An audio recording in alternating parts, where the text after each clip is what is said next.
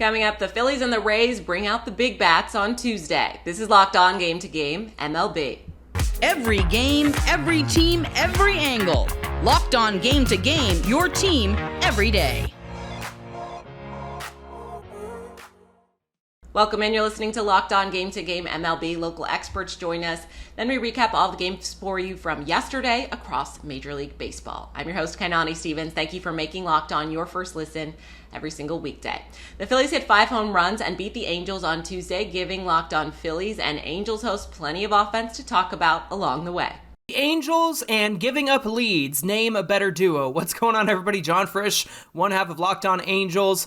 I know it seems like deja vu because we had the same conversation yesterday and we're having it again today. The Angels just cannot hold a lead no matter what they do. I know that the Phillies have a very powerful offense, but Tyler Anderson had 6 earned runs against him in this one, despite the fact that the Angels had a 4-2 lead in the 6th inning. Then Angels pitching surrendered 6 runs in that bottom of the 6th to the Phillies. They end up losing this one 12-7. This comes on a day where the Angels placed so many players on waivers in hopes of getting below the luxury tax. Now, I know it feels like a very Artie Moreno move. There's some nuance to it, and we're going to explain why this is so Artie, but also explain what the Angels might be trying to do here. We're going to talk about all of that on Locked On Angels, so join Mike and I on YouTube and wherever you get your podcasts. The Phillies offense goes nuclear as they take down the Los Angeles Angels. Connor Thomas, your host of Locked On Phillies.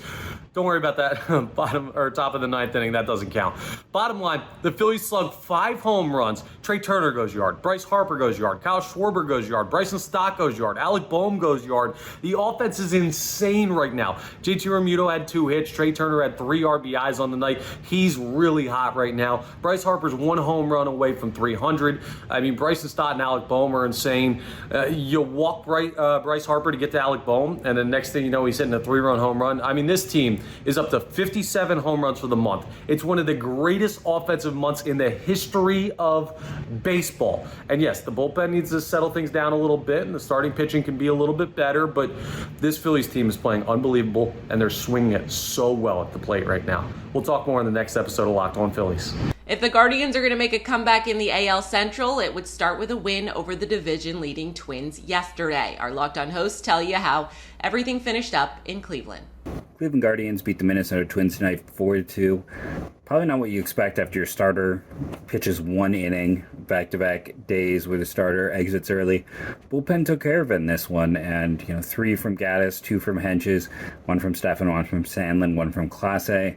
Another Bo Naylor home run. I believe that's his last 3 starts he's homered in. A doubles by Ramirez, Calhoun, and Arias. Arias had 2 yesterday, so that's 3 doubles in the last 2 days for him. And overall, just the extra base hits that have been coming. Cleveland is now homered in 8 straight games and 9 out of 10. You have to go back to the Detroit series for the last time they didn't homer. Every game in the Dodgers series, every game in the Blue Jays series, and so far every game in this Twins series. It's nice to see the power coming, and it's not just the home runs. It's more doubles, but the home runs stand out. Cleveland beats the Twins 4-2 tonight. So far it's a split in this series for the division crown. The Rangers won a pitcher's duel with the Mets in New York last night, and our Locked On hosts break down the matchup. Stop the presses. The Rangers have a winning streak for the first time, and it feels like eons. Rangers win 2-1 over the Mets, take the series, and just a much needed win, just like everyone is in this pennant chase. I'm Bryce Paddock, host of the Locked On Rangers podcast. This was a close one, another nail-biter for the Rangers, and another 1-run win, something the Rangers haven't done well, and something they also haven't done well is gotten contributions from their bullpen, but in the Monday night win, they got 3 scoreless innings from the bullpen. In this win, they got 3 2/3, mostly scoreless innings, just a 1-run homer. Aroldis Chapman gave up a solo shot with a 2-strike count in the bottom of the 9th inning, but it did not matter. The Rangers got the win. A big homer by Mitch Garver, and this Rangers team looks like they are finally rolling yet again in a big win. Coming up, the Cubs shut out the Brewers at Wrigley Field. This is Locked On Game to Game MLB. Are you struggling to close deals? Cold outreach wasting time of both the buyer and the seller at every stage, especially when sellers are using shallow and outdated data? Your organization can overcome these challenges with technology that translates comprehensive, high-quality buyer data into real-time insights. These deeper insights empower sales reps and teams to adopt the habits of top performers, which leads to better outcomes like more pipeline, higher win rates, and larger deals. We call this deep sales, and we've built the first deep sales platform with the next generation of LinkedIn Sales Navigator. Right now, you can try LinkedIn Sales Navigator and get a 60-day free trial at linkedin.com/lockedon. That's linkedin.com/lockedon for a 60-day free trial. Let LinkedIn Sales Navigator help you sell like a superstar today. Just go to linkedin.com/lockedon and get started. Welcome back. You're listening to Locked On Game to Game MLB. I'm your host, Kainani Stevens. The Blue Jays tried to chip away at it late, but the Nationals' lead was just a little bit too big to overcome for Toronto. Our Locked On Nationals host tells you what you need to know from the win in Canada. The Nets can just simply never make it easy. The Nationals beat the Blue Jays 5-4, and oh my God, what a weird last few innings. First and foremost, let's start out with some highlights from today's game. Carter Kieboom getting another home run since joining the big league club just a little bit over last week. Now it's just been 8-9 days now. He's got a couple home runs in him. Carter Kieboom's starting to turn some heads, and let's be honest, he's not the only young guy who was turning heads in tonight's ball game. Jacob Young, first and foremost, collects his first hit, which was a bunt. Whatever. First and foremost, what everyone cares about, that throw in the 8th inning, getting Alejandro Kirk, who, let's be honest, not the fastest runner ever, but Jacob Young. That throw was incredible. That is why this Nationals team has deserved this scrappiness title. And then, of course, the 9th inning, Kyle Finnegan loading the bases, nobody out, and we still, somehow, some way, get the win. Hello, friends. Craig Ballard, Locked On Blue Jays. Real quick housekeeping here, just to get the nightly comment out of the way. John Schneider, you are awful at this. The worst. Toronto Blue Jay offense yet again completely useless outside of Davis Schneider. Outside of his 9th inning at bat in a 5-4 home loss to Washington, 1 for 11 with runners in scoring position. My goodness. Tomorrow afternoon series finale is the game of the season so far for the Toronto Blue Jays. Let's take a look at what's at stake. The September stretch drive is upon us, and the Blue Jays are 13-13 in August now. My goodness. So will they go limping into the pennant race month of September off of an under 500 August? Yikes. And a loss tomorrow afternoon would mean that this homestand, which was 6 games, all against teams under 500, would have gone 2-4. Yikes again.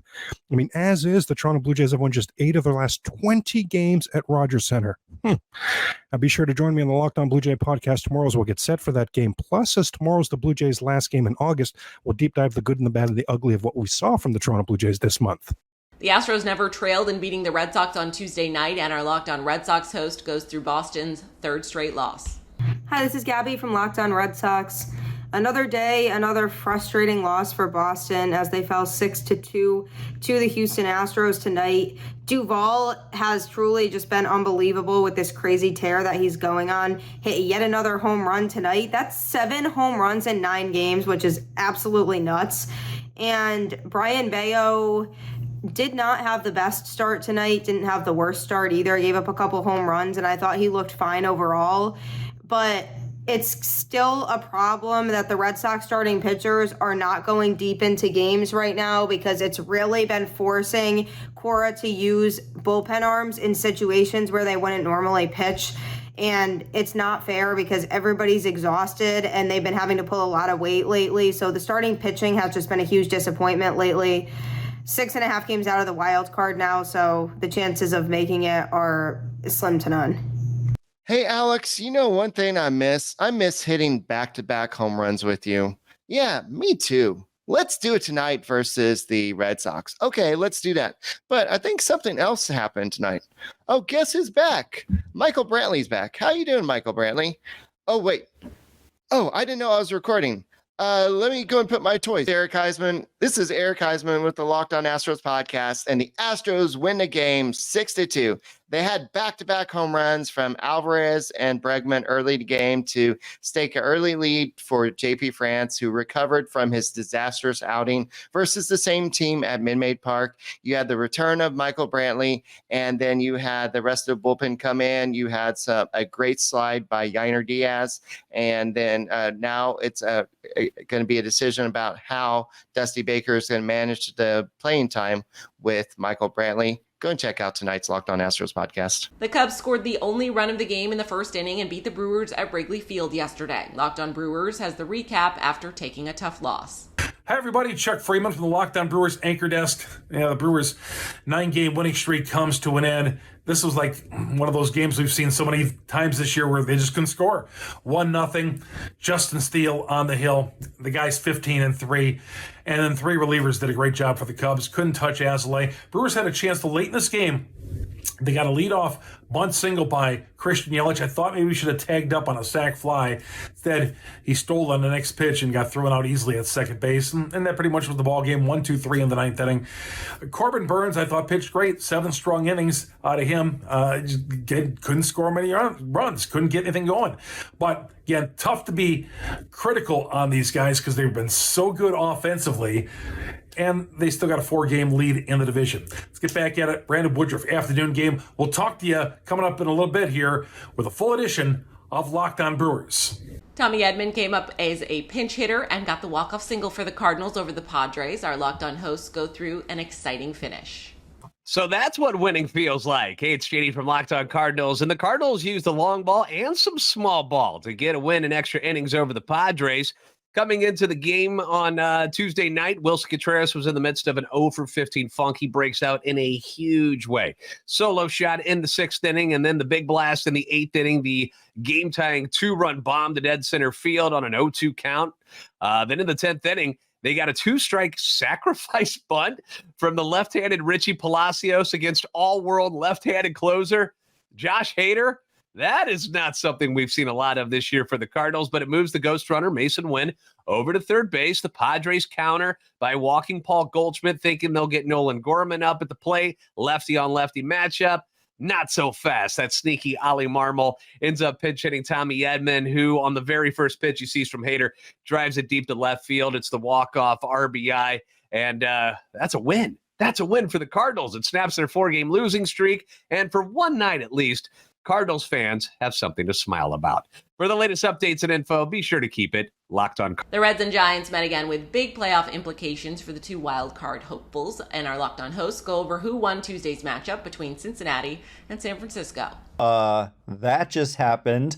Alex Cobb took a no-hitter into the 9th inning with 2 outs, and very sadly, he did give up a double with 2 outs in the 9th inning, but he followed up an unbelievable performance by Kyle Harrison last night with an unbelievable near no-hitter of his own tonight. So one of the other things that stands out is that in both cases, manager Gabe Kapler let these guys go beyond the planned pitch count.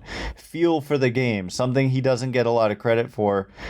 He has shown it in these last 2 games for sure. Cobb threw a ton of pitches, his career high, and even after he gave up the hit, a lot of managers will take the guy out. He left him in. So I love that, and I love to see the Giants starting pitchers, besides just Webb, performing at an elite level these last couple nights. So we'll break it down tomorrow on Locked On Giants, where it's your team every day. The Dodgers jumped out to a 3-0 lead in the first and never looked back as they beat the Diamondbacks yesterday. Our Locked On hosts recap that matchup in LA. Well, it's official. The Dodgers played 9 series in the month of August, and they won them all. What's up? It's Jeff from Locked On Dodgers. Dodgers beat the Diamondbacks to take the first 2 games of this 3-game series, which guarantees another series win. And they are now 23-4 in the month of August with 2 games left to play. Just a dominant month for the Dodgers. This was a 9-1 win where they knocked around Merrill Kelly, second straight day that they knocked around a very good Diamondbacks starting pitcher, Zach Gallen on Monday, Merrill Kelly on Tuesday, and this Dodgers offense can't be stopped. Again, it was mostly the middle and bottom of the lineup that got the job done. David Peralta, Jason Hayward, and Chris Taylor had 3 hits each. Of course, Mookie Betts had a couple hits, including a home run. Will Smith added a home run. Freddie Freeman was really the only non-contributor in this game, which we don't get to say very often. So a lot of fun in this game, lots to talk about. So be sure to check out Locked On Dodgers like you do every weekday morning. That's it for this edition of Locked On Game to Game MLB. Thank you for making Locked On your first listen every single weekday. We are getting down to the nitty gritty of it. The playoff push is here. Make sure you're subscribed to Locked On MLB and your favorite team's Locked On podcast on YouTube and wherever you get your podcasts from. I'm Kainani Stevens. This has been Locked On Game to Game.